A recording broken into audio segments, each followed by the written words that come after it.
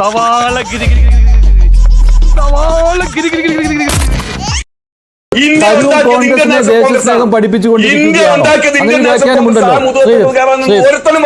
ഞങ്ങളെയൊന്നും പഠിപ്പിക്കാൻ വേണ്ട. ഒരുത്തനും ഇന്ത്യയുടെ ദേശീയബോധം പഠിപ്പിക്കാൻ, ഈ രാജ്യം ദേശീയബോധം പഠിപ്പിക്കാൻ ഒരുത്തനും പോകണ്ട. എന്തൊക്കെ വിട്ടിത്തുപോയി പറയുന്നത്? ഭരണഘടന കോൺഗ്രസിന്റെ സംഭാവനയാണെന്ന് പറഞ്ഞിരിക്കുന്നത് പെരും നുണ. ഭരണഘടന എന്ന് പറയുന്നത് ഇന്ത്യയിലെ കോൺസ്റ്റിറ്റ്യൂന്റ് അസംബ്ലിയുടെ സംഭാവനയാണ്. അതിൽ കോൺഗ്രസുകാർ മാത്രമല്ല, നിരവധി രാഷ്ട്രീയ പാർട്ടിക്കാരുണ്ട്. ഒരു BJP-കാരന്റെ പങ്കാളിത്തമില്ലല്ലോ, ഒരു BJP-കാരനല്ലോ,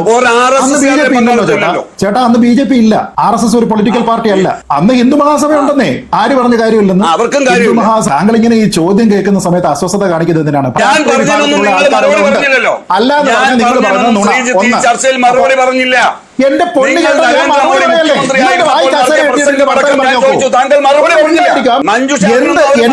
അനിൽ ബോസെ, നിങ്ങളൊന്നും മിണ്ടാതിരിക്കുന്നുണ്ടോ? നിങ്ങൾ പറയുന്ന മണ്ടത്തരവും പൊട്ടത്തരവും ചരിത്രപരമായിട്ടുള്ള അപകടവും ഞാൻ ഓരോന്നായിട്ട് എണ്ണി പറയുമ്പോ നിങ്ങൾ എമ്മാതിരി മര്യാദകരാണ് ശ്രീ അനിൽ ബോസ്. ഞങ്ങൾ പാർലമെന്റിലേക്ക് സ്ഥാനാർത്ഥിത്വം കൊടുത്ത് കൈപ്പത്തി ചിഹ്നത്തിൽ ജയിപ്പിച്ച നേതാവാണ് ശശി തരൂർ. BJP-യോ CPM-ഓ അല്ല ജയിപ്പിച്ചത്. കോൺഗ്രസ് വർക്കിംഗ് കമ്മിറ്റി അംഗമാണ്, ഞങ്ങളുടെ നേതാവാണ് ശശി തരൂർ. അതിനെന്താ തർക്കം? ഞങ്ങൾ വിദേശകാര്യ സഹമന്ത്രിയാക്കിയ ആളാണെന്ന്. അദ്ദേഹം കോൺഗ്രസ് പാർട്ടിയുടെ പ്രവർത്തകനല്ലാന്നപ്പോ ആണല്ലോ, അല്ലാന്ന് ആര് പറഞ്ഞു? അയാൾക്ക് സീറ്റ് കൊടുത്ത് മത്സരിപ്പിച്ച് ജയിപ്പിച്ച് കന്നി അംഗത്തിൽ ജയിച്ചു വന്നപ്പോൾ തന്നെ വേറെ ആരെയും മന്ത്രിയാക്കണ്ട എന്ന് തീരുമാനിച്ച പാർട്ടിയുടെ തീരുമാനം തിരുത്തി വിദേശകാര്യ മന്ത്രിയാക്കിയത് ഞങ്ങളാന്നേ. അഴകൊള്ളവനെ കാണുമ്പോ അപ്പ എന്ന് വിളിക്കുന്ന പണി കാണിക്കരുത്. അഴകൊള്ളവനെ കാണുമ്പോ അപ്പ എന്ന് വിളിക്കുന്ന പണി കാണിക്കരുത്. ശശി തരൂർ എന്ന് പറയുന്നത് കോൺഗ്രസിന്റെ പാർലമെന്റ് അംഗമാണ്. ഞങ്ങളുടെ ഇനി രാജ്യത്തിന്റെ മുൻ വിദേശകാര്യ വകുപ്പ് മന്ത്രിയാണ്. ഇന്ത്യൻ നാഷണൽ കോൺഗ്രസ് ഉയർത്തിക്കൊണ്ടുവന്ന രാജ്യത്തെ നേതാവാണ്.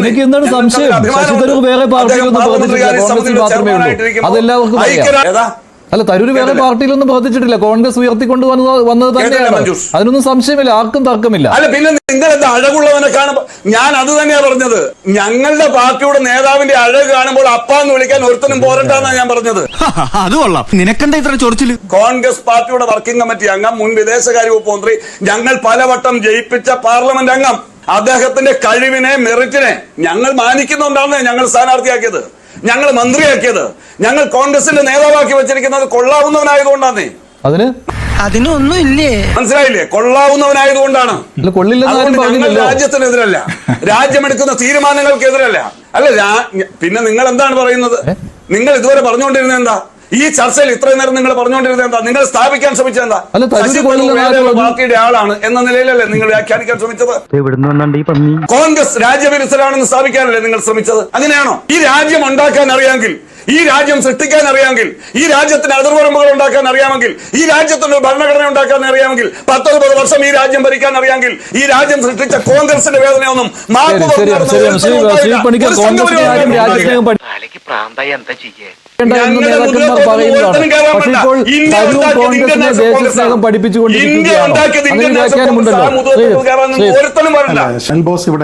ഞങ്ങളെയൊന്നും പഠിപ്പിക്കാൻ വേണ്ട. ഒരുത്തനും ഇന്ത്യയുടെ ദേശീയബോധം പഠിപ്പിക്കാൻ, ഈ രാജ്യം സൃഷ്ടിച്ച പാർട്ടിയെ ദേശീയബോധം പഠിപ്പിക്കാൻ ഒരുത്തനും പോകണ്ട. അഭിമുഖമല്ല. എന്റെ പൊന്ന അനിൽ ബോസ്, പാകിസ്ഥാനിലെ നേതാക്കന്മാരുടെ ട്വിറ്റർ എന്ന ഹാൻഡിലിൽ വന്ന സന്ദേശങ്ങൾ അത് അതേപടി പാകിസ്ഥാനിലെ നേതാക്കന്മാർ, മുൻ മന്ത്രിമാർ വരെ എടുത്ത് ട്വീറ്റ് ചെയ്തത് ഇപ്പോഴും അവിടെ കിടപ്പുണ്ട്. ഇവിടെ സർക്കാരിന്റെ ഈ നിരോധനം കാണാൻ പറ്റും. ഇപ്പോൾ കാണാൻ പറ്റില്ല, കാരണം സർക്കാർ നിരോധിച്ചിരിക്കുകയാണ് പാകിസ്ഥാന്റെ ഹാൻഡിലുകൾ. അതുകൊണ്ട് ദേശസ്നേഹികളുടെ സംസാരിക്കട്ടെ.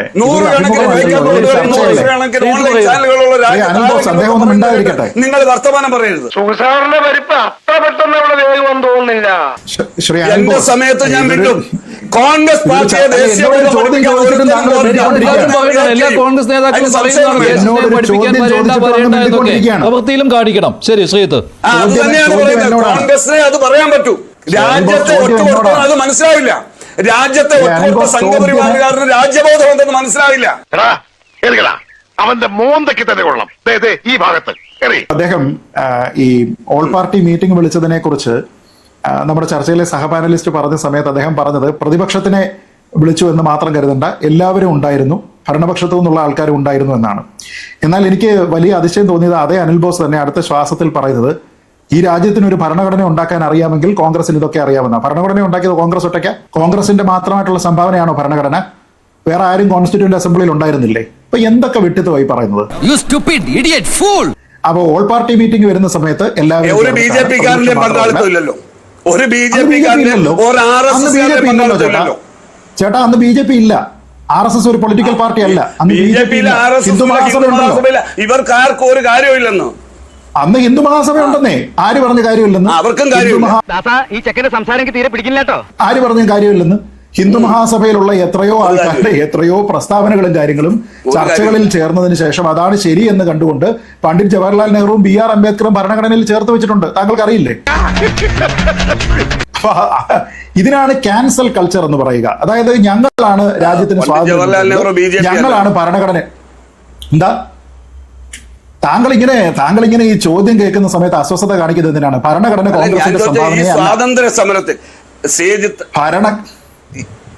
എന്റെ പൊന്നെ, ഞാനൊന്ന് പറഞ്ഞു. താങ്കൾ അസ്വസ്ഥതയുമില്ല. ശ്രീജിത്തും താങ്കൾ എന്നെ സംസാരിക്കാൻ അനുവദിക്കുന്നില്ല. അസ്വസ്ഥതയുമില്ല. താങ്കൾ എന്തുകൊണ്ടാണ് എന്നെ സംസാരിക്കാൻ അനുവദിക്കുന്നില്ല. ഈ തട്ടിപ്പൊന്നും ചാക്കൂട്ടിന്റെ അടുത്ത് നടക്കൂല.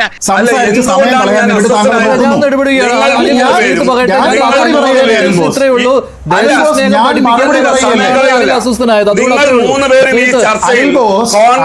ഞാൻ മറുപടി പറയുമ്പോ താങ്കൾ എന്തിനാ എന്റെ സമയത്ത് സംസാരിക്കുന്നത്? മഞ്ജുഷും താങ്കളും തമ്മിലുള്ള അഭിമുഖം കാണാൻ എനിക്കല്ല ഞങ്ങൾ. മഞ്ജുഷും അത് താങ്കളുടെ അവസരത്തിൽ പറയൂ. അത് മറ്റുള്ളവരോട് താങ്കൾ പറഞ്ഞിട്ടുണ്ടല്ലോ. മനസ്സിലായി. മഞ്ജുഷും അനിൽബോസും തമ്മിലുള്ള അഭിമുഖമൊന്നുമല്ലത്. ഇതൊരു ചർച്ചയാണ്. ആ ചർച്ചയിൽ മറ്റുള്ള ആൾക്കാർ സംസാരിക്കും. ആ സമയത്ത് താങ്കൾ ഉണ്ടായിരിക്കണം. ഞാൻ ഇടപെടും. എനിക്ക് ടെൻഷൻ ഒന്നും, ഞാൻ 2 കാലം അടുപ്പിൽ വെച്ച് കത്തിക്കിട്ടു. അപ്പൊ നീ പഠിക്കുള്ളൂ. അഭിമാനം ഉണ്ടെന്നേ. കോൺഗ്രസിന്റെ താങ്കളുടെ ആത്മാഭിമാനത്തെ കളയുന്ന കാര്യമൊന്നും പറഞ്ഞില്ല. താങ്കൾ പറഞ്ഞ ചരിത്രപരമായ ഞാൻ തുറന്നു കാട്ടി. ഭരണഘടന കോൺഗ്രസിന്റെ സംഭാവനയല്ല, ഭരണഘടന ഇന്ത്യൻ കോൺസ്റ്റിറ്റ്യൂന്റ് അസംബ്ലിയുടെ സംഭാവനയാണ്. അതിൽ വ്യത്യസ്ത രാഷ്ട്രീയ വിഭാഗത്തിലുള്ള ആൾക്കാരുണ്ട്. അല്ലാതെ നിങ്ങൾ പറഞ്ഞ ചർച്ചയിൽ മറുപടി പറഞ്ഞില്ല. എന്റെ പൊന്നു മനുഷ്യന്റെ സംസാരിക്കുന്ന ആൾക്കാരുടെ വോയിസ് ഒന്ന് ലോവർ ചെയ്യൂ. ഹിസ്റ്റീരിക് ആയിട്ട് സംസാരിക്കുന്ന ആൾക്കാരുടെ വോയിസ് ലോവർ ചെയ്യൂ. മറ്റുള്ളവർക്ക് സംസാരിക്കണ്ടേ? ഞാനിവിടെ ഷൗട്ടിംഗ് ഗെയിമിന് വേണ്ടി ഒന്നുമല്ല. ഞാനിവിടെ വന്നിരിക്കുന്നത് ഷൗട്ടിംഗ് ഗെയിമിനല്ല. ഓക്കർത്തനം കാണിച്ച അമ്മച്ചാണ് ഇടിച്ചിന്റെ കൂമ്പലിക്കളെ. പ്രഭാഷണ പരമ്പരയല്ല, ഇതൊരു ചർച്ചയാണ്. പ്രധാനമന്ത്രിയായിരുന്ന മൻമോഹൻ ഇതൊരു ചർച്ചയാണ് ചേട്ടാ. അനിൽ ബോസ് ചേട്ടാ, ഇതൊരു ചർച്ചയാണ്. മറ്റുള്ള ആൾക്കാർ അഭിപ്രായം പറയും. മിണ്ടാതിരുന്ന് കേൾക്കുക, അതിന് അഭിപ്രായം പറയില്ല. അതിനൊന്നും അവർ മറുപടി പറയത്തില്ലെന്ന്. എന്റെ പൊന്ന അനിൽ ബോസെ, നിങ്ങളൊന്നും മിണ്ടാതിരിക്കുന്നുണ്ടോ? അനിൽ ബോസെ, നിങ്ങളൊന്നും മിണ്ടാതിരിക്കേ. നിങ്ങളൊന്നും മിണ്ടാതിരുന്നാലല്ലേ മറ്റുള്ളവർക്ക് പറയാൻ പറ്റൂ. നിങ്ങൾ എന്നൊരു ചോദ്യം ഉണ്ടാകുന്ന സമയം മുതൽ തന്നെ നിങ്ങൾ കിടന്ന് സംസാരിച്ചുകൊണ്ടിരിക്കുക.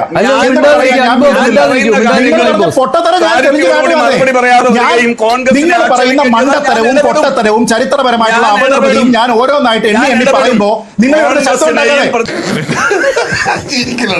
നിങ്ങൾ ഇന്ന് പറഞ്ഞിരിക്കുന്ന ഏറ്റവും വലിയ നുണ ഭരണഘടന കോൺഗ്രസിന്റെ സംഭാവനയാണെന്ന് പറഞ്ഞിരിക്കുന്നത് പെരും നുണ. ഭരണഘടന എന്ന് പറയുന്നത് ഇന്ത്യയിലെ കോൺസ്റ്റിറ്റ്യൂന്റ് അസംബ്ലിയുടെ സംഭാവനയാണ്. അതിൽ കോൺഗ്രസുകാർ മാത്രമല്ല, നിരവധി രാഷ്ട്രീയ പാർട്ടിക്കാരുണ്ട്. ഒന്ന്. രണ്ടാമത്തെ കാര്യം, നിങ്ങൾ പറഞ്ഞ എന്താണ്? ഇവിടെ ഈ 26 പേർ മരിച്ചതിനെ ഞാൻ ചെറുതായിട്ട് കണ്ടുവന്ന്. എമ്മാതിരി മര്യാദകരാണ് ശ്രീ അനിൽ ബോസ്.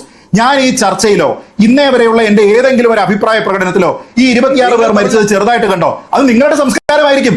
നിങ്ങളുടെ സംസ്കാരമോ നിങ്ങളുടെ കോൺഗ്രസ് പാർട്ടിയുടെ സംസാരമായിരിക്കും. അതുകൊണ്ടാണല്ലോ നിങ്ങളുടെ ട്വിറ്ററിലെ ട്വീറ്റുകളെല്ലാം തന്നെ പാകിസ്ഥാൻ അവിടെ ആഘോഷിക്കുന്നത്. പാകിസ്ഥാൻ അവിടെ നിങ്ങളുടെ മിണ്ടാതിരിക്കട്ടെ. എനിക്ക് എപ്പോഴും ഇങ്ങനെ കുമ്പിടാൻ പറ്റില്ല. പഴയ ജിംനാസിയ. താൻ എന്താ വേഷം കെട്ടെടുക്ക? എന്താ എന്റെ രാമൻകുട്ടി ഞാൻ 1000 പ്രാവശ്യം ഈ നായിന്റെ മോനോട് ചോദിച്ചത്. അപ്പൊ അവന്റെ അമ്മയുടെ വീടിന്റെ തൊട്ടടുത്ത് തന്നെ എന്റെ വീട്. എന്നിട്ട് അവൻ എന്നോട് ഇങ്ങനെ പെരുമാറണേ. ബാക്കിയുള്ളവർ സംസാരിക്കട്ടെ. നിങ്ങൾ എന്താ കിടന്ന് ബഹളം ഉണ്ടാക്കുന്നത്? നിങ്ങളുടെ മാത്രമല്ല, നിങ്ങളുടെ KPCC മീറ്റിംഗോ? നിങ്ങളുടെ KPCC മീറ്റിംഗോ? ബാക്കിയുള്ള ആൾക്കാർ സംസാരിക്കട്ടെ. 26 പേർ മരിച്ചത് ചെറുതായിട്ട് കാണരുത് എന്ന് നിങ്ങൾ എന്നെ ഉപദേശിക്കാൻ നിങ്ങൾ ആരാഹേ? ഞാൻ ഇവിടെ പറഞ്ഞിരിക്കുന്നത് എന്റെ ഒരു അഭിപ്രായവും പാകിസ്ഥാനിൽ ഒരിക്കലും ഉപയോഗിച്ചില്ല. നിങ്ങളുടെ കോൺഗ്രസ് കേരളയിലെ ട്വീറ്റ് ആണ് പാകിസ്ഥാനിൽ ഉപയോഗിക്കുന്നത്.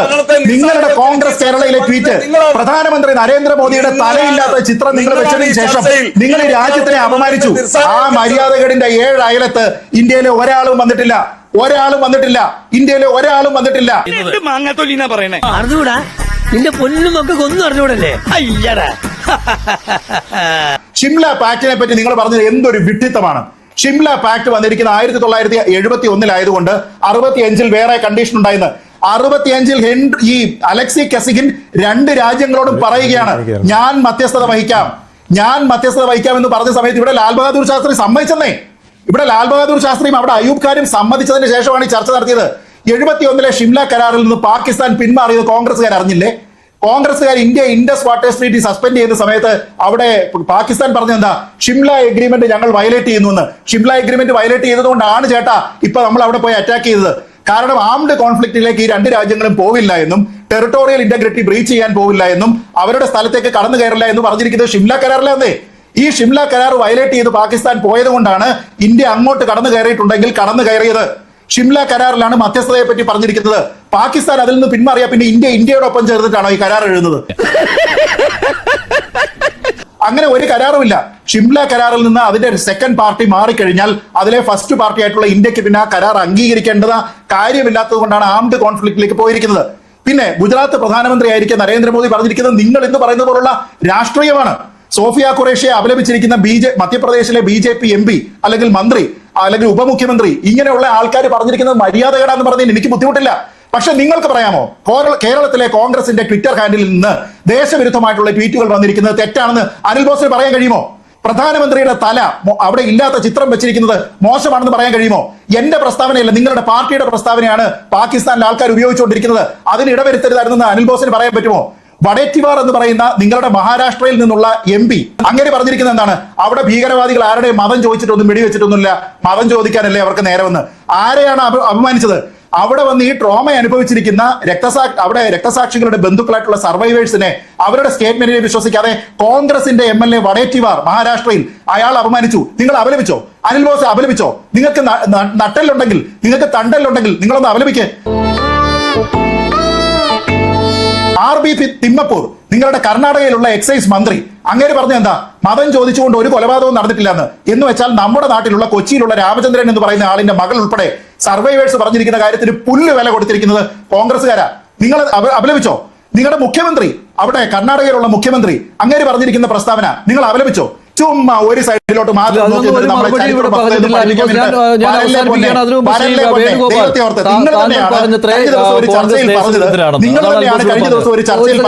പ്രധാനമന്ത്രി പറയുന്നതിന് പകരം പ്യൂണിനെ കയറ്റിവിടരുതെന്ന് പറഞ്ഞത് നിങ്ങളാ. പ്യൂണാണോ ഇന്ത്യയുടെ വിദേശകാര്യ വക്താവ്? പ്യൂണാണോ ഇന്ത്യയുടെ വിദേശകാര്യ വക്താവ്?